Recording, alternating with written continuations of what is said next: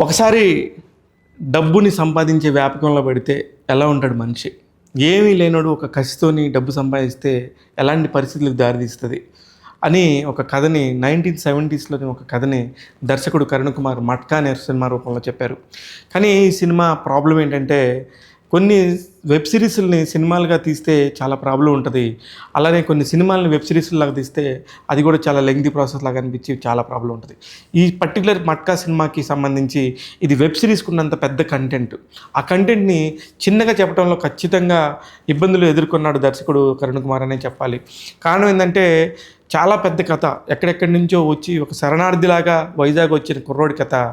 ఆ తర్వాత డబ్బు డబ్బు డబ్బు అనే పదంలోంచి ఎలా వెళ్ళిపోయారు, ఒకసారి డబ్బు వ్యాపకం కాకుండా వ్యసనం అయితే ఎలాంటి పరిస్థితులు తీవ్ర పరిణామాలు ఎదుర్కొంటారు అనేది చూడాలంటే మాత్రం ఖచ్చితంగా మట్కా సినిమా చూడాలి. ఇది ఆ ఏరియాకి సంబంధించి ఆ ఏజ్ గ్రూప్కి సంబంధించిన వాళ్ళు మట్కా అనే ఒక ఆట ఎలా పుట్టింది అనే ఒక ఇంట్రెస్టింగ్ టాపిక్స్ తెలుసుకోవాలనుకుంటే మాత్రం మట్కా సినిమా ఖచ్చితంగా చూడాలి. అలా కాకుండా సినిమా అంతా కూడా ఓవరాల్గా అత్యద్భుతంగా ఉండాలి, ఖచ్చితంగా చూడాల్సిందే థియేటర్కి వెళ్ళి అనుకుంటే మాత్రం కొంచెం ఓటీటీలకు వచ్చిన దాకా తప్పనిసరిగా వెయిట్ చేయాల్సిన పరిస్థితి అయితే ఉంటుంది.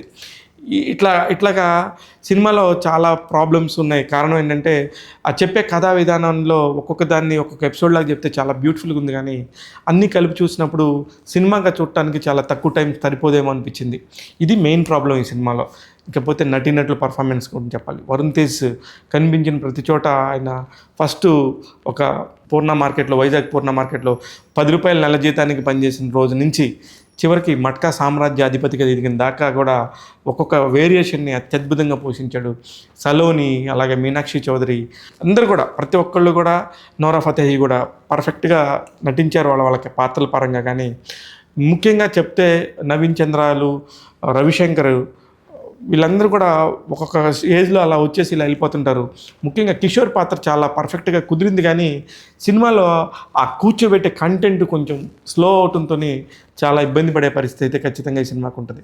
కానీ చాలా బ్రిలియంట్ ఐడియాస్ ఉన్నవాడు వాడు ఎక్కడున్నా సరే, వాడు ఎక్కడికైనా ఎదగాలి అనుకుంటే ఎంత దూరం ఎదుగుతాడని చెప్పడానికి మాత్రం ఈ మట్కా సినిమా ప్రత్యక్ష ఉదాహరణ. ఒక ప్రభుత్వాలు కూడా ఆలోచించి అసలు ఈ మట్కా అనేది ఎలా కట్టడి చేయాలనే పరిస్థితిని తీసుకొచ్చింది మాత్రం ఆ పరిస్థితుల్లో ఆ టైంలో జరిగింది. దానికి సంబంధించిన కథే ఇది.